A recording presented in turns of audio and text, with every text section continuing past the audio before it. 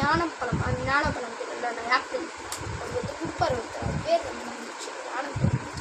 அந்த ஞானப்பழத்தை வந்து சிவன் கிட்ட வந்து நாரதன் வந்து கொடுப்பாரு. இப்போ இந்த ஞானப்பழத்தை வந்து நீங்கள் தான் இந்த உலகத்தை ஆள்றீங்க, நீங்கள் சாப்பிட்றதா இருக்கும், நான் சாப்பிட்றதா இருக்கும். அவர் என்ன சொல்லுவார், எல்லாரும் அம்மா அப்பன்னு தான் சொல்கிறாங்க, அப்பா அம்மா என்ன சொல்கிறாங்க, நீயே சாப்பிடுன்னு பார்வைக்கு நம்ம தான் 2 சிறுவர்கள் இருக்காங்களே அதை கொடுப்போம்னு சொல்லிட்டு 2 பேரும் முருகரும் நம்ம விநாயகரும் ஓடி வராங்க. நான் தான் செல்லப்பிள்ளை, நீ தான் செல்லப்பிள்ளை, சரி இருங்க பாதி பாதியாக பார்த்தலாம் அம்மா சொல்லும்போது சிவன் வந்து சொல்லுவார், இது ஞானப்பழம் ஞானமாக தான் இருக்கும், பிடிக்கூடாதுன்னு சொல்லும்போது என்ன ஆகுனா, அப்போ யார் கொடுக்குது, சிவன் வந்து கொடுப்பார்.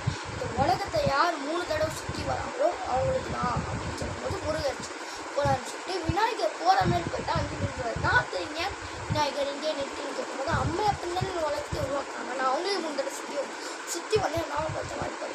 முருகர் ரொம்ப ஆத்திரத்தோடு வந்து சரி இந்த விளையாட்டில் உங்கள் உருவத்தை காமிச்சிட்டீங்கல்ல, நான் போகிறேன், எனக்கேன்னு ஒரு தனி உலகம், எனக்கேன்னு என் மக்கள் போகிறேன்னு சொல்லி போகும்போது தான் வச்சு எல்லாரும் தடுப்பாங்க.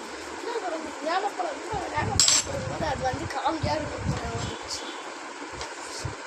வீடியோ பாருங்கள், நானும் வீடியோ பார்த்தா சொல்கிறேன், வீடியோ பாருங்கள் நல்லாயிருக்கும் ஓகேவா. இப்போ என்ன வந்து போகிறாங்க, அவங்க வந்து இதுதான் சிவனோட திருவிளையாடன்னு சொல்கிறாங்க. எல்லாருக்கும் ஒரே ஷாக்கு. அப்போ முருகர் கதை இல்லையா, சிவன் கதையா இல்லை, 2 பேர் கதையும் தான். ஒரு பழனிக்கு போகிற கதையும் வரும், சிவனோட திருவிளையாட்டு கதையும் வரும்.